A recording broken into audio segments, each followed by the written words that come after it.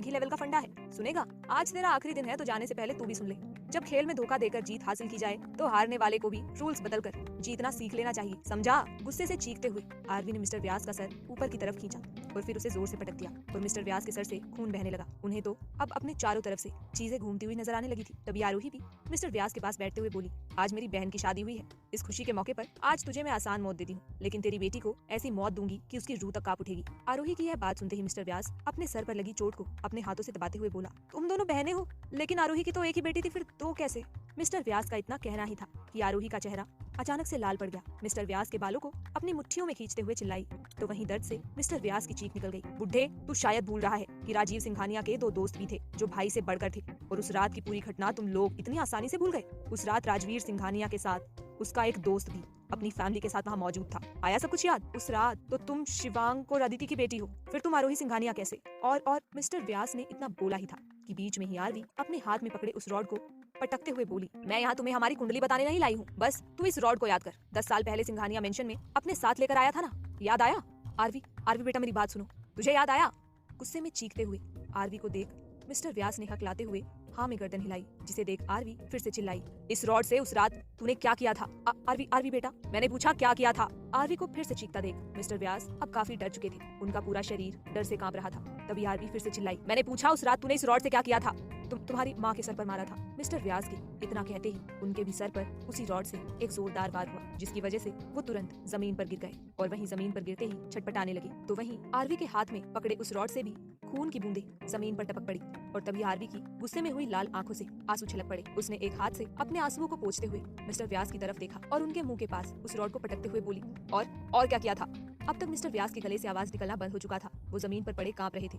तभी पीछे से आरोही आकर आरवी के बगल में खड़ी हो गई और अपना एक हाथ आरवी की तरफ बढ़ा दिया, जिसे देख आरवी ने अपने हाथ में पकड़े उस रॉड को आरोही के हाथ में पकड़ा दिया। उसे लेकर जिसे देख आरवी ने अपने हाथ में पकड़े रॉड को आरोही के हाथों में पकड़ा दिया, जिसे लेकर आरोही बोली, तुझे याद नहीं तो कोई बात नहीं, मैं याद दिलाती हूँ, इस रॉड से तूने मेरे पापा को मारा था जब वो अपनी बहन आरोही को बचाने के लिए आगे बढ़े थे। इतना कहते हुए आरोही ने अपनी हाथ में पकड़ी उस रॉड को ऊपर की तरफ तानते हुए जोर से चिल्लाई और लगातार उसी रॉड से मिस्टर व्यास के सर पर मारती रही, तब तक जब तक कि पीछे से निखिल ने आकर उसे पकड़ नहीं लिया। आरोही बस करो, वो मर चुका है, खुद को संभालो, कहते हुए निखिल ने उसके हाथ से वो रॉड लेते हुए आरोही को गले लगा लिया और तभी आरवी भी आकर निखिल के गले लग गई, जहाँ दोनों उसकी बाजुओं में लिपटकर बस रो रही थी। चुप हो जाओ तुम दोनों, अब उस रात का एक एक हिसाब होगा। जो मंजर इतने सालों से इन आंखों में घूम रहा है अब वही फिर से दोहराया जाएगा, लेकिन इस बार उससे भी ज्यादा खौफनाक होगा, जहाँ इनकी रूह अपनी जान की भीख मांगेगी। निखिल अभी दोनों को संभाल ही रहा था कि उन्हें पीछे से एक आवाज सुनाई दी, ये बुढ़ा अभी तक मरा नहीं है क्या?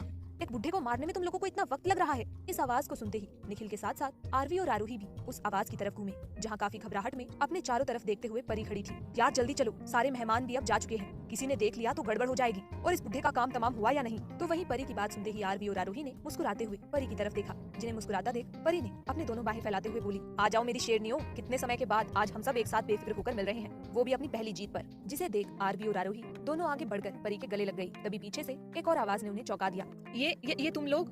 मिस्टर व्यास को जमीन पर मरा हुआ देख असिस्टेंट माधव काफी घबराते हुए बोले, तुम लोग कभी मेरी बात नहीं मानोगे, खासकर तुम दोनों, कहते हुए आरवी और आरोही के कान खींचते हुए आगे बोली, और तुम दोनों परी और निखिल, तुम दोनों तो इनसे बड़े हो, लेकिन अभी भी इन्हें समझाने के बजाय उल्टा इनका साथ दे रहे हो। आह बाबा छोड़िए, दर्द हो रहा है, अब तुम दोनों को दर्द हो रहा है। सोचो मेरी क्या हालत हो रही होगी जब मुझे दादी माँ का कॉल आया कि आज तुम लोग कुछ करने वाले हो और सबके सब इसी कोहिनूर विला में हो। मैं कितना घबरा गया था। बाबा हम ठीक हैं, और वैसे भी जहाँ हम दोनों साथ होते हैं वहाँ हमारा मुकाबला कोई नहीं कर सकता, आप बचपन से ही हमें जानते हो, लेकिन फिर भी। आरवी और आरोही ने दोनों एक दूसरे को हाई फाई देते हुए बोला, तभी उनके बीच में ही परी रोकते हुए बोली, अच्छा ठीक है, अब तुम दोनों अलग हो जाओ, ये मत भूलो कि तुम दोनों बहनें नहीं बल्कि दुश्मन बन बैठी हो। और आरोही जल्दी से तुम अपनी जगह जाओ जहाँ इस बुढ़े ने तुम्हें बांधा था, और आरवी तुम मेरे साथ चलो, खासकर आरवी तुम ये मत भूलो कि आज तुम्हारी शादी हुई है, लेकिन ये बुढ़ा इसका क्या करना है? आरवी की यह बात सुनते ही निखिल बोला, बाबा आप नीचे जाकर माहौल देखिए, तब तक मैं अपनी आगे की प्लानिंग को अंजाम देता हूँ। ओके कहकर सब अपने अपनी जगह को गायब हो गए। अब आगे जानना काफी इंटरेस्टिंग रहेगा कि स्टोरी में अब आगे क्या होने वाला है, तो आगे की कहानी जानने के लिए सुनते रहिए द डेस्टिनेशन वेडिंग सीजन 2 सिर्फ प्रतिलिपि FM पर।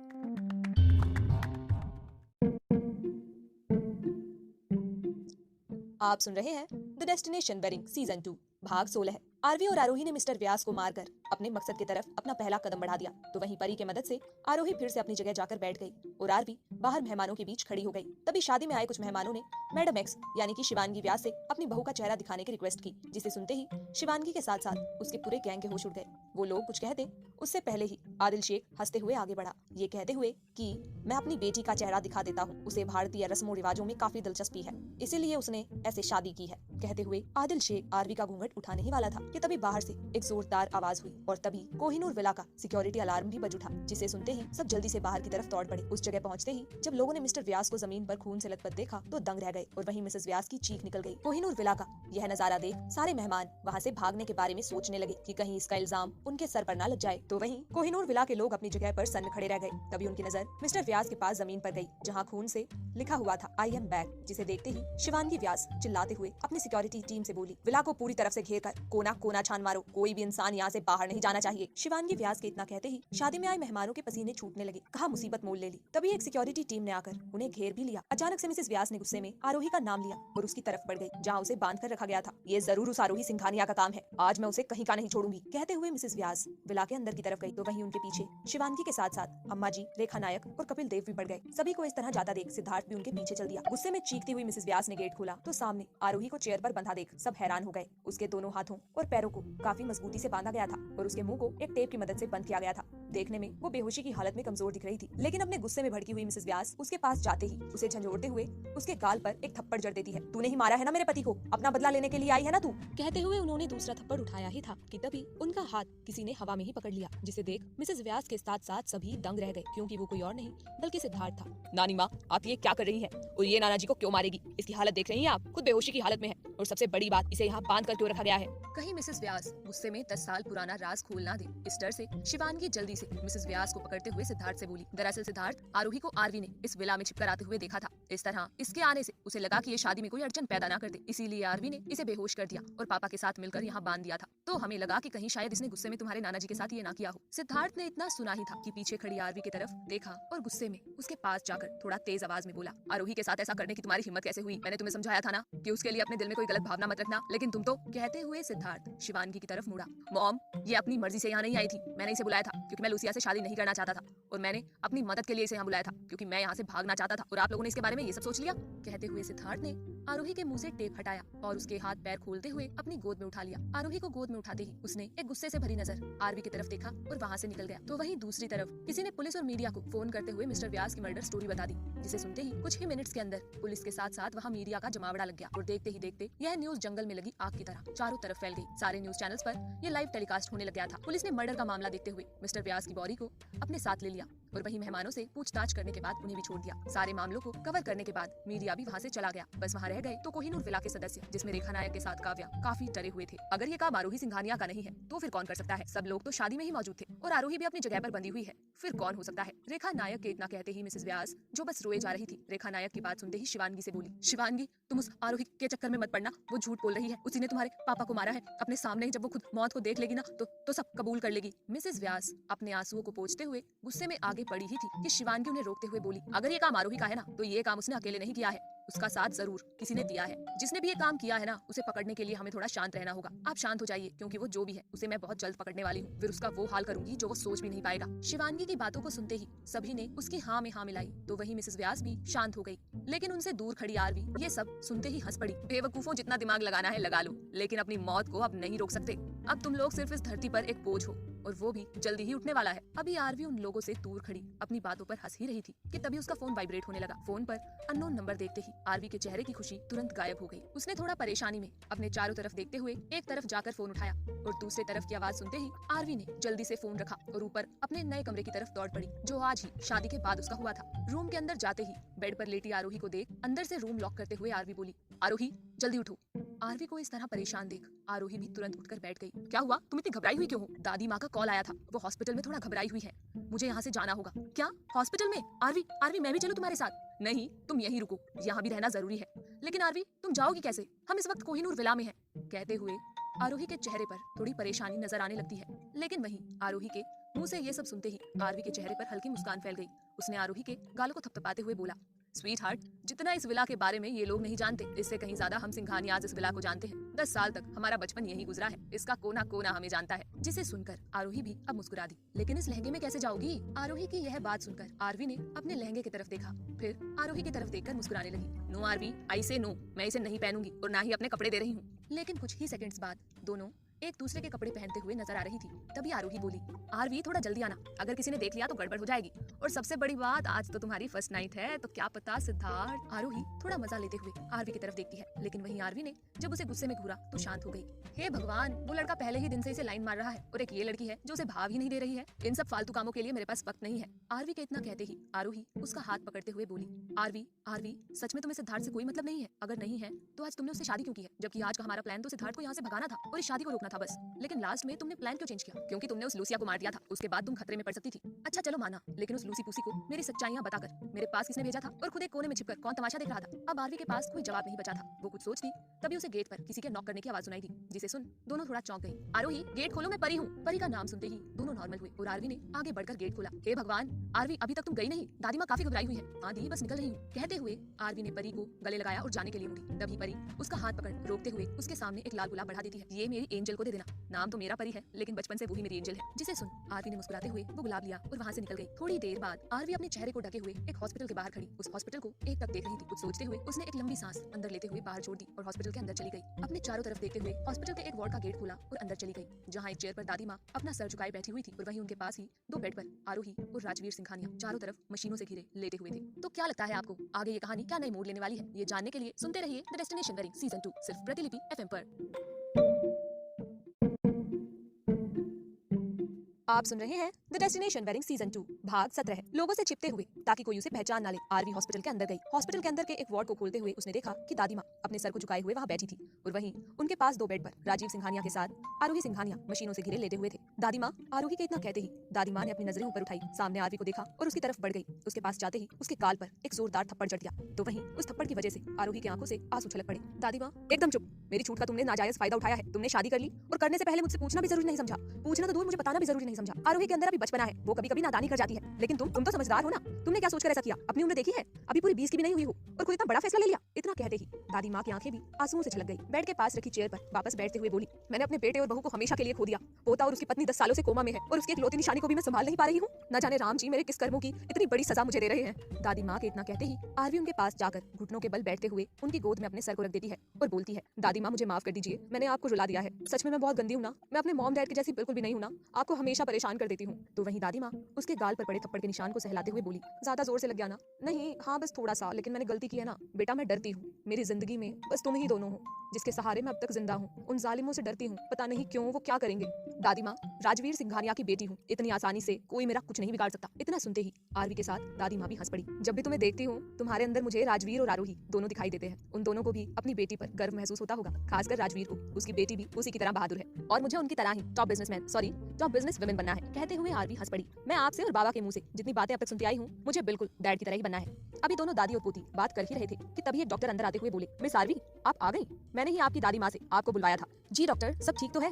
डॉक्टर आपके कहने पर ही मैं इन्हें दिल्ली से मुंबई लेकर आई हूँ। इतने सालों से मैं इन्हें और खुद को दुनिया की नजरों से छुपा कर रखती आई हूँ ताकि इनका इलाज अच्छे से हो सके और इनके दुश्मनों को इस बात की भनक भी ना पड़े। लेकिन डॉक्टर, कहीं मैंने यहाँ आकर गलती तो नहीं करती? मिस आरवी, मैं समझ रहा हूँ मिस्टर सिंघानिया आपके डैड के साथ साथ मेरे अच्छे दोस्त भी हैं, इसीलिए मैंने आपको यहाँ बुलाया है। दरअसल आपके लिए एक अच्छी खबर है। डॉक्टर के मुंह से अच्छी खबर का नाम सुनते ही आरवी और दादी ने एक दूसरे की तरफ देखा और जल्दी से बोल पड़े, अच्छी खबर? वो क्या है डॉक्टर? मिस आरवी, अभी आपकी मॉम के बारे में तो नहीं, लेकिन मिस्टर राजवीर ने थोड़ा सुधार दिखाया है। पिछली रात ही उनकी बॉडी ने रिएक्ट किया है और यह एक अच्छा संकेत है। डॉक्टर के इतना कहते ही आरवी खुशी से चिल्लाते हुए दादी माँ के गले लग गई। दादी माँ, आपने सुना डॉक्टर ने क्या कहा? डैड ने रिएक्ट किया, मतलब कि डैड अब बहुत जल्द ठीक हो जाएंगे। इतना कहते ही आरवी दादी माँ को छोड़ बेड पर लेटे हुए राजवीर के गले लग गई। डैड, मैंने आप दोनों को बहुत मिस किया है। इन 10 सालों में मैंने बस आप दोनों की यादों के सहारे जिंदगी बिताई है, बस इस उम्मीद में कि एक दिन हमारी जिंदगी फिर से पहले की तरह खुशियों से भर जाएगी और वो दिन बहुत जल्द आने वाला है। मुझे आज भी याद है जब मॉम मुझे कोई चीज देने के लिए मना करती थी, तब आप उनसे छुपते छुपाते मेरे लिए लेकर आते थे और डैड उस रात भी आप अकेले उन सब पर भारी थे। अगर मैं वहाँ ना आई होती और मुझे बचाने के लिए आप खुद। इतना कहते कहते आरवी बुरी तरह रो पड़ी, जिसके आंसू राजवीर के चेहरे को भिगाने जाने लगे थे तभी दादी माँ उसे पकड़ते हुए अपने गले से लगा लेती है। मिस आरवी,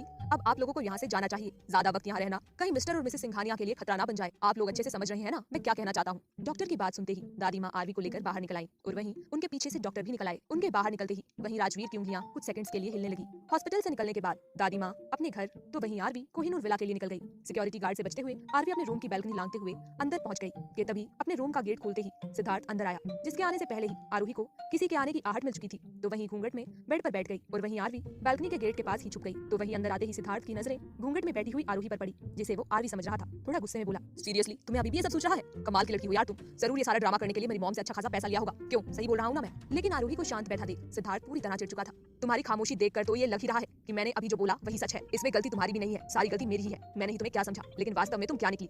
सिद्धार्थ के इतना सब बोलते ही आरोही अपनी जगह पर वैसे ही बैठी रही, लेकिन मन में उसे हजार गालियां दे चुकी थी। तो वहीं उसका इस तरह शांत बैठना भी सिद्धार्थ को चुभने लगा था और गुस्से में वो अपने रूम का गेट खोलते हुए बाहर निकल गया। तो वहीं उसके जाते ही आरोही अपना घूंघट उठाते ही चिल्ला पड़ी, कितना पागल आदमी है ये, मेरी बहन कैसे रहेगी इस उल्टी खोपड़ी के साथ। लेकिन आरवी अभी भी दरवाजे के पीछे शांत खड़ी थी। जब उसने आरोही की आवाज सुनी तो रूम के अंदर आई, जिसे देखते ही आरोही उसे गले लगा लेती है। थैंक गॉड तुम आ गई, मैं कितना घबरा गई थी। मुझे इन कोहिनूर विला वालों को मारने का काम दिया करो, ये सब ड्रामा करने के लिए नहीं। ये कितना पागल लड़का है, मन तो कर रहा था एक पंच जड़ दूं इसको। आरोही गुस्से में उबले जा रही थी, लेकिन आरवी अभी भी शांत किसी सोच में डूबी हुई थी। तभी उसके कंधे को झंझोड़ते हुए आरोही बोली, कहाँ खोई हुई हो? मैं कब से पूछ रही हूँ कि दादी माँ ने हॉस्पिटल में क्यों बुलाया था? अंकल आंटी कैसे हैं? इतना सुनते ही आरवी मुस्कुराते हुए आरोही को गले लगा लेती है। डॉक्टर ने बुलाया था और उन्होंने बताया कि मॉम डैड में पहले से सुधार हो रहा है और यहाँ तक कि डैड की बॉडी अब रिएक्ट कर रही है। आज तो हमारे लिए डबल जश्न मनाने का दिन है, एक तो उस बुड्ढे को मारने का और दूसरा अंकल आंटी की तबीयत में सुधार का। क्यों ना हम लोग पार्टी करें यहाँ, लेकिन पहले मैं इस लहंगे से आजाद हो जाऊं। कहते हुए आरोही अपने कपड़े चेंज करने के लिए बाथरूम में अंदर भागी। तो वहीं आरवी भी गहरी सांस लेते हुए बेड पर लेट गई। तो आगे ये कहानी क्या रोमांचक मोड़ लेने वाली है, ये जानने के लिए सुनते रहिए द डेस्टिनेशन वेडिंग सीजन 2 सिर्फ प्रतिलिपि एफएम पर। आप सुन रहे हैं द डेस्टिनेशन वेडिंग सीजन 2 भाग 18। अगली सुबह कोहिनूर विला में गम का माहौल छाया हुआ था। मिस्टर व्यास की डेथ के बाद मिसेस व्यास ने रो रो कर अपनी हालत खराब कर ली थी। तो वहीं शिवांगी भी दुखी थी और साथ ही उसके अंदर एक गुस्से की आग भी धधक रही थी कि ऐसा करने की किसकी हिम्मत हो सकती है। लेकिन उन दोनों को छोड़कर बाकी के घर वालों के अंदर ऐसी कोई भावना नहीं थी और ना ही उनके चेहरे को देखकर लग रहा था कि मिस्टर व्यास के जाने का उन्हें कोई दुख भी है। सब आराम से बैठकर नाश्ता कर रहे थे। तभी उनके सामने से सीढ़ियों से उतरकर आरोही विला के बाहर जाने लगी, जिसे देखते ही शिवांगी व्यास गुस्से में चिल्लाते हुए बोली, वहीं रुक जाओ। शिवांगी व्यास के इस तरह अचानक चिल्लाने से घर के सभी अपने नाश्ते की प्लेट से नजरें हटाकर शिवांगी को एकटक देखने लगी कि अचानक किसकी तरफ ये इतने गुस्से में चिल्ला रही है। और वहीं शिवांगी के आवाज को सुनकर आरोही ने भी अपने कदमों को रोकते हुए पीछे किया और शिवांगी की तरफ मुड़ गई। किससे पूछकर तुम बाहर जा रही हो? आंटी जी, आंटी जी, इसमें पूछने की क्या बात है? पूरी रात में यही थी, अब मैं ठीक हूँ तो घर वापस अपनी दादी के पास जा रही हूँ, क्योंकि वो अकेली होंगी ना, तो मुझे अब घर जाना चाहिए। आरोही ने मुस्कुराते हुए थोड़ी नरमी से शिवांगी के सवालों का जवाब देते हुए विला के बाहर जाने लगी। तुम यहाँ से कहीं नहीं जा सकती, जब तक मेरे डैड के असली कातिल को मैं ढूंढ ना लूं, तब तक मेरे शक की सुई तुम पर ही रहेगी और तब तक तुम विला को छोड़कर कहीं नहीं जा सकती। तुम्हें इसी विला में रहना होगा। शिवांगी के मुंह से यह सुनते ही आरोही के साथ साथ सीढ़ियों के पास खड़ी आरवी भी कुछ सेकंड्स के लिए चौंक गई, लेकिन तभी आरोही खुद को नॉर्मल करते हुए शिवांगी की तरफ मुड़ी और उसे देख के मुस्कुराते हुए बोली, आंटी जी, आपको अभी भी लगता है कि आपके डैड के साथ जो कुछ भी हुआ उसमें मेरा हाथ है? तो फिर ठीक है, मैं यहाँ से नहीं जाऊंगी जब तक आपकी इच्छा पूरी नहीं हो जाती या जब तक आपको मुझ पर भरोसा नहीं हो जाता। कहते हुए आरोही ने अपने कदम विला से बाहर ना बढ़ाकर विला के अंदर सीढ़ियों की तरफ ले लिए। सीढ़ियों के पास पहुंचते ही उसने पास में ही खड़ी आरवी की तरफ मुस्कुराते हुए देखा और ऊपर चली गई, लेकिन वहीं आरवी के चेहरे पर हल्के गुस्से के भाव साफ दिखाई दे रहे थे। तभी अम्मा जी आरवी को आवाज लगाते हुए बोली, अरे माधव की बेटी, क्या नाम है तुम्हारा? इधर आओ। अम्मा जी की अचानक से आवाज को सुनकर आरवी अपने होश में वापस आते हुए अम्मा जी की तरफ बढ़ गई। तो वहीं आरवी के पास जाते ही अम्मा जी उसके सामने एक जोड़ी कंगन रखते हुए बोली, शादी के बाद आज तेरा पहला दिन है, आज के दिन कुछ रस्में होती हैं। अब इस माहौल में ये शोभा तो नहीं देता, लेकिन कल तूने जो सिंघानिया की बेटी को पकड़ने में और शादी को अच्छे से हो जाने में हमारी मदद की है, उसके लिए मेरी तरफ से एक छोटा सा तोहफा है। ऐसे ही अपने काम करती रहोगी तो बहुत जल्दी पैसों में खेलने लगोगी। अम्मा जी की यह बात सुनते ही आरवी बस एक टक उन्हें ही देखे जा रही थी कि तभी पीछे से रेखा नायक बोल पड़ी, ले ले लड़की, अब तो तेरे भाग्य खुल गए हैं। सबसे पहले तो इतने बड़े घर की बहू बन गई जो चाहकर भी तेरा बाप इतने अमीर घर का लड़का नहीं ढूंढ पाता, और ऊपर से बिना खर्चे के ही शादी भी हो गई। ले ले ये कंगन, कभी अपनी पूरी जिंदगी में भी इतने मोटे कंगन नहीं देखे होंगे तूने। रेखा नायक के इतना कहते ही अम्मा जी के साथ साथ कपिल देव और पास ही खड़ी काव्या जोर जोर से ठहाके लगाकर हंसने लगे। तभी सबके ठहाकों के बीच रेखा नायक फिर से बोली, ऐसे ही हमारे लिए काम करती रहा कर तो अगली बार कंगन से भी बड़ा इनाम मिलेगा। क्यों अम्मा जी, सही बोला ना मैंने? एकदम 16 आने सच बोला है तुमने। आज पहली बार तुमने कुछ पते की बात बोली है। अम्मा जी ने इतना कहा ही था कि तभी आरवी ने उनके हाथ से वो कंगन लेते हुए हल्का सा मुस्कुरा दी, लेकिन तभी किसी ने आरवी की कलाई को जोर से पकड़ा और उसे खींचते हुए सीढ़ियों की तरफ बढ़ गया, जिसे देख आरवी के साथ साथ वहाँ खड़े सभी चौंक गए। सिद्धार्थ, सिद्धार्थ छोड़ो मुझे, ये क्या कर रहे हो तुम? आरवी अपनी कलाई को सिद्धार्थ के हाथों से छुड़वाते हुए बोले जा रही थी, लेकिन वहीं सिद्धार्थ उसकी बातों को अनसुना कर उसे बस खींचते हुए अपने रूम की तरफ बढ़ रहा था। वहीं रूम के अंदर जाते ही उसने आरवी को बेड पर पटक दिया। सिद्धार्थ, ये तुम जस्ट शट अप। अपने लिप्स पर अपनी एक उंगली रखते हुए सिद्धार्थ गुस्से में चिल्लाया। तो वहीं सिद्धार्थ को इस तरह बिहेव करता देख आरवी भी अब पूरी तरह से गुस्से में आ चुकी थी। वो भी गुस्से में बेड से उठते हुए बोली, ये क्या बदतमीजी है, और सबसे बड़ी बात, तुम्हारी हिम्मत कैसे हुई मुझे इस तरह लाने की? अपनी लिमिट में रहो सिद्धार्थ नायक, आरवी का इतना कहना ही था कि सिद्धार्थ कुछ सेकंड में ही बस आरवी का मुंह देखता रह गया।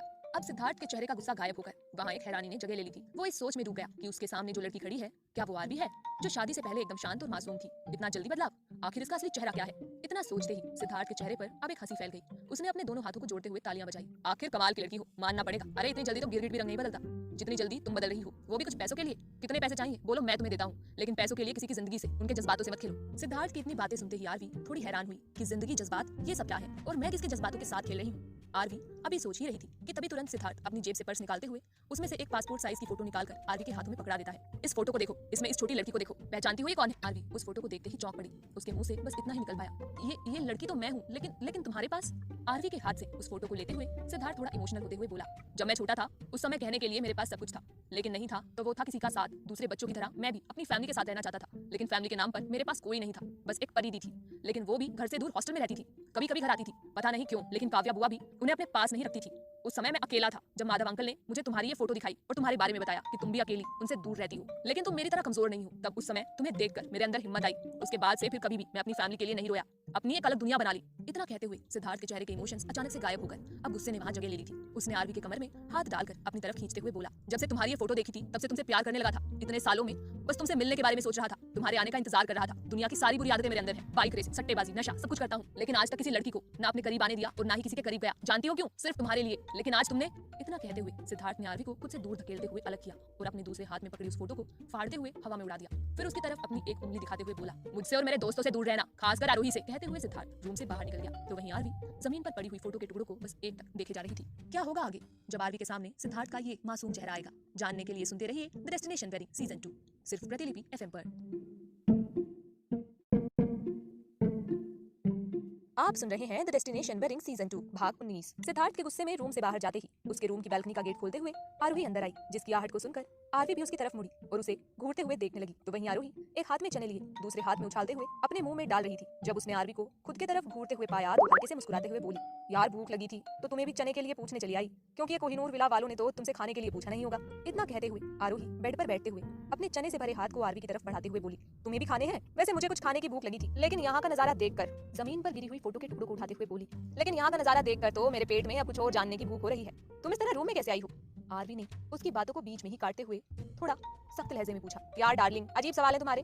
अब मैं कोई सुपरमैन तो हूँ नहीं जो उड़ के आ जाऊंगी, ऑब्वियसली बैल्कनी से चढ़कर आई हूँ ना। आरोही के इतना कहते ही आरवी उसे एक पंच लगाते हुए बोली, अगर चोट लग जाती तो वहीं उसके पंच को आरोही ने पकड़ लिया, लेकिन उसके दूसरे हाथ के सारे चने जमीन पर बिखर गए और तभी मुस्कुराते हुए आरोही ने अपने दूसरे हाथ से आरवी पर वार किया, लेकिन वहीं आरवी ने भी उसके दूसरे हाथ को पकड़ लिया। अब दोनों के हाथ एक दूसरे की पकड़ में थे, जिसे देख दोनों मुस्कुराते हुए अलग हुई, लेकिन पलक झपकते ही फिर से एक दूसरे पर अटैक कर दिया और वही फुर्ती दिखाते हुए दोनों ने एक दूसरे के वार को काट भी दिया। तभी आरोही अचानक से बोल पड़ी, इतना तो कंफर्म है कि सिद्धार्थ तुमसे प्यार करता है, तो तुम्हारा क्या ख्याल है? कहते हुए आरोही ने आरवी को बेड पर पटकते हुए उसके ऊपर कूदने ही वाली थी कि तभी आरवी फुर्ती दिखाते हुए वहां से हट गई और वहीं आरोही अब बेड पर गिर गई और उसके ऊपर तुरंत आरवी चढ़ते हुए बोली, इन सब बेवकूफियों के लिए मेरे पास वक्त नहीं है। ओके आज के मैच की विनर तुम हुई। आरोही के इतना कहते ही आरवी उसके ऊपर से हटकर बेड पर बैठ गई। तभी आरोही भी उसके बगल में बैठते हुए बोली, सोच ले, अक्सर कहानियों में ऐसा होता है कि इनकार करते करते अंत में हीरोइन को हीरो से प्यार हो ही जाता है। इस कहानी को मैं ही लिख रही हूँ, तो हैप्पी एंडिंग एक्सपेक्ट मत करना। कहते हुए आरवी बेड से उठ गई और रूम से बाहर निकल गई। तो वहीं उसके पीछे बेड पर बैठी आरोही बस मुस्कुराते हुए इतना ही बोल पाई, लेट्स सी बेबी। अभी सब अपने अपने काम में लगे ही थे कि अचानक से रेखा नायक की चीख सुनकर सब दौड़ते हुए उनके पास गए। तो वहीं उस चीख को सुनकर आरोही भी आरवी के रूम से निकलकर वहां पहुंच गई,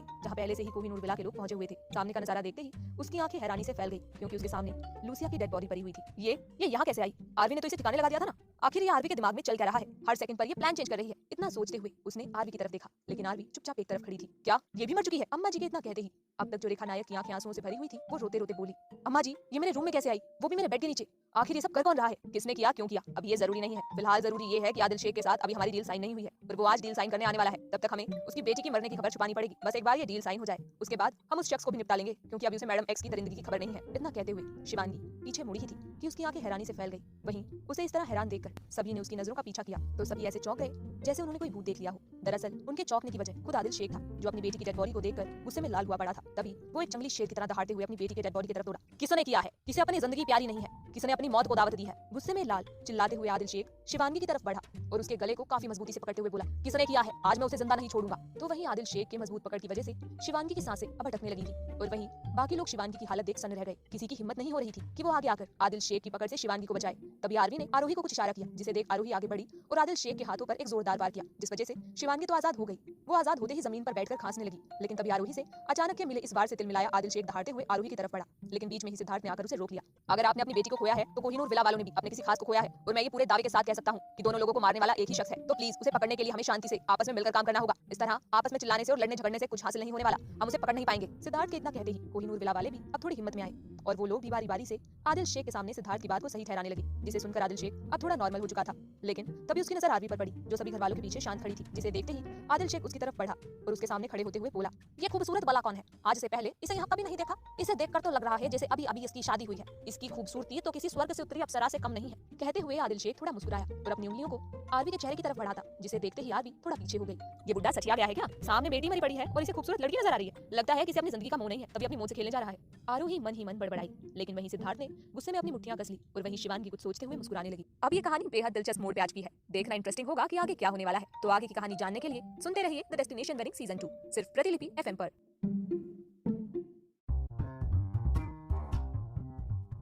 आप सुन रहे हैं द डेस्टिनेशन वेडिंग सीजन 2 भाग 20। आदिल शेख की बातों में एक दरिंदगी झलक रही थी। उसकी नजरों में एक हवस छिपी हुई थी, जिसे आरवी अच्छे से देख पा रही थी। लेकिन उसके पीछे खड़े कोहिनूर विला के लोग इस बात से अनजान बस मुस्कुरा रहे थे, क्योंकि उन्हें इस बात से शांति थी कि आदिल शेख अपनी बेटी के मौत से अब नाराज नहीं है। नहीं तो आज न जाने इस कोहिनूर विला में क्या भूचाल आता। तो वहीं आरोही उसकी हरकतों पर बस अंदर ही अंदर बड़बड़ा रही थी। लेकिन सिद्धार्थ, जिसे ये बिल्कुल पसंद नहीं आ रहा था आदिल शेख की बातों को सुनते ही, वो आगे बढ़कर आरवी और आदिल शेख के बीच में खड़ा हो गया। मिस्टर शेख, शायद आप इसे नहीं जानते हैं, लेट मी इंट्रोड्यूस। कहते हुए उसने आरवी की तरफ देखा और हल्के मुस्कुराते हुए आरवी का हाथ पकड़कर बोला, she is my wife Mrs Aarvi Siddharth Nayak, जहाँ कल शादी के मंडप में आपने भी हमें ब्लेसिंग्स दी थी। सिद्धार्थ के मुंह से इतना सुनते ही शिवांगी ने गुस्से में अपनी मुट्ठियां कस ली, क्योंकि थोड़ी देर पहले उसने आदिल शेख को खुश करने का एक महामंत्र ढूंढ लिया था। लेकिन कुछ ही पल में सिद्धार्थ ने सब पानी फेर दिया। तो वहीं आदिल शेख कुछ सेकंड्स के लिए सिद्धार्थ का चेहरा ही देखता रह गया, जैसे लग रहा था कि उसे कोई हाई वोल्टेज का शॉक लगा हो। Mister Sheikh, are you okay? Siddharth के इतना कहते ही आदिल शेख अपने होश में वापस आया। उसने एक नजर सिद्धार्थ और आरवी की तरफ देखा, फिर सिद्धार्थ के हाथों पर, जो उसने आरवी के हाथों की उंगलियों में अपनी उंगलियों को कूट रखा था, जिसे देखते ही अब आदिल शेख के चेहरे के भाव बदलने लगे। उसने तुरंत शिवांगी की तरफ मुड़ते हुए चिल्लाया, मेरे साथ इतना बड़ा धोखा, इसका अंजाम तुम जानती हो? आदिल शेख आगे कुछ कहता उससे पहले ही शिवांगी पास जाते हुए बोली, मिस्टर शेख, पहले मेरी बात को समझने की कोशिश कीजिए। आपकी बेटी के बारे में हमें आज ही पता चला है और आपके साथ साथ हमें भी इस बात का बहुत दुख है कि आपकी बेटी अब इस दुनिया में नहीं रही। लेकिन हमारा यकीन कीजिए, कल शादी के वक्त अचानक से आपकी बेटी गायब हो गई, जिसे देखकर हम काफी डर गए थे और उस समय हमें बस यही ठीक लगा, तो हमने नौकर की बेटी की शादी अपने बेटे से तुरंत करवा दी, ये सोचते हुए कि हम लूसिया को आराम से ढूंढ लेंगे कि आखिर वो अचानक से कहाँ गायब हो गई। शिवांगी ने अभी इतना बोला ही था कि उसके सामने आदिल शेख की 5 उंगलियां फैली हुई नजर आई, जो उसे शांत रहने का इशारा दे रही थी, जिसे देखते ही शिवांगी ने भी तुरंत अपनी जुबान पर लॉक लगा लिया। मैडम एक्स, तुम्हारे पास सिर्फ 24 घंटे का वक्त है, मेरी बेटी के कातिलों को ढूंढकर मेरे सामने लाओ, नहीं तो इसका अंजाम बहुत बुरा होगा। कहते हुए आदिल शेख ने मैडम एक्स यानी कि शिवांगी की तरफ गुस्से से देखा और वहां से कोहिनूर विला से बाहर निकल गया। वहीं उसके पीछे खड़े कोहिनूर विला के आधे इंसान यानी कि रेखा नायक और काव्या डर से कांपने लगे। तो वहीं आरवी सिद्धार्थ की तरफ देखते हुए गुस्से में अपने हाथों को उसके हाथों से अलग करते हुए सीढ़ियों की तरफ चली गई।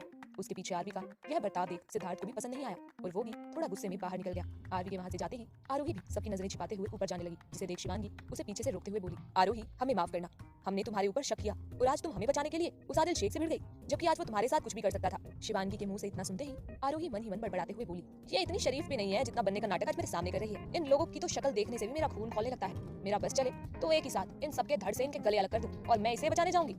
वहीं आरोही को खोया देख शिवांगी उसके कंधे को हिलाते हुए बोली, आरोही बेटा, कहाँ खो गई? मैंने कहा कि अब तुम अपने घर जा सकती हो और हो सके तो मुझे माफ करना। जिसे सुनते ही आरोही अपने होश में वापस आई और चेहरे पर एक बनावटी मुस्कान लाते हुए अपनी गर्दन को हाँ में हिलाया और सीढ़ियों से ऊपर की ओर चढ़ गई। आरोही के ऊपर जाते ही अम्मा जी, जो पीछे से सब सुन रही थी, शिवांगी के पास आते हुए बोली, तुमने अपना दिमाग घुटनों में रखा है क्या? उस आरोही को उसके घर जाने के लिए क्यों कह रही हो? मुझे तो पूरा यकीन है कि इसी का सब कराधरा है। एक बार उसकी मुंडी को दबाओ तो सच्चाई खुद बाहर निकल आएगी। अम्मा जी, इन छोटी मछलियों का शिकार करने में वो मजा नहीं है जो बड़ी मछली में है। ये अकेले आरोही का किया हुआ नहीं है, इसके पीछे कोई बहुत बड़ा आदमी है, कोई बहुत बड़ा राज है जो हमारी नजरों में नहीं आ रहा है। पहले हमें शांति से बिना किसी की नजरों में आए उसे ढूंढना होगा, फिर एक झटके में चित भी अपनी और पट भी अपनी। जैसे 10 साल पहले उस राजवीर सिंघानिया के साथ हुआ था, एक ही रात में उसका और उसके परिवार का किस्सा खत्म, उसे संभलने तक का मौका नहीं मिला था। वैसे ही कुछ इस बार फिर से होगा। इतना कहते हुए शिवांगी के चेहरे पर एक जहरीली मुस्कान फैल गई। तो वहीं उसके पास खड़ी अम्मा जी के साथ साथ रेखा नायक, कपिल देव और काव्या के चेहरे पर भी एक शैतानी हंसी फैल गई। लेकिन वहीं उनसे दूर ऊपर सीढ़ियों के पास खड़ी आरोही ने गुस्से में अपनी मुट्ठियां कस ली। शिवांगी व्यास, इतिहास तो इस बार फिर से दोहराया जाएगा, लेकिन इस बार वार मेरा होगा और धड़ होंगे तुम्हारे, जिसकी शुरुआत भी हो चुकी है। बस अपनी बारी का इंतजार करो। कहते हुए आरोही वहां से चलकर सीधे आरवी के कमरे के अंदर चली गई। उसने अपनी नजरों को चारों तरफ घुमाते हुए आरवी को देखा, लेकिन उसे आरवी रूम में कहीं नजर नहीं आ रही थी। तभी उसकी नजर बेड पर ऑन लैपटॉप और बगल में रखी हुई फाइल पर गई। ये कैसी फाइल है, सोचते हुए आरोही ने झुककर उस फाइल को उठा लिया। जैसे जैसे उस फाइल के पन्नों को वो पलटे जा रही थी, वैसे वैसे हैरानी से उसकी आंखें बड़ी होती जा रही थी। तभी उसकी नजर लैपटॉप की स्क्रीन पर गई, जिसे देख उसकी हैरानी और ज्यादा बढ़ गई। ये सब आरवी। तभी आरोही को एक आवाज सुनाई दी। सामने देखा तो आरवी बाथरूम से निकलकर आ रही थी, जिसे देखते ही आरोही उसके सामने खड़ी हो गई। आरवी, लूसिया की डेड बॉडी को तो तुमने ठिकाने लगा दिया था ना, फिर आज कोहिनूर विला वालों के सामने कैसे आई? आरोही की इस बात को सुनते ही आरवी उसे इग्नोर करते हुए आगे बढ़ गई, जिसे देखकर आरोही थोड़ी तेज आवाज में बोली, आरवी, मैंने तुमसे कुछ पूछा है? आजकल तुम बिना बताए प्लान चेंज करते जा रही हो। हाँ, मैं उसे ठिकाने लगाने जा ही रही थी, लेकिन तभी मैंने किसी के आने की आहट सुनाई दी और तुम्हारे साथ कुछ गलत ना हो जाए, ये सोचते हुए पास ही के रूम में उसे धक्का दे दिया और बाद में उसे देख लूंगी ये सोचा, लेकिन उस व्यास के चक्कर में लूसिया के बारे में भूल ही गई थी, जो आज सबके सामने आ गई।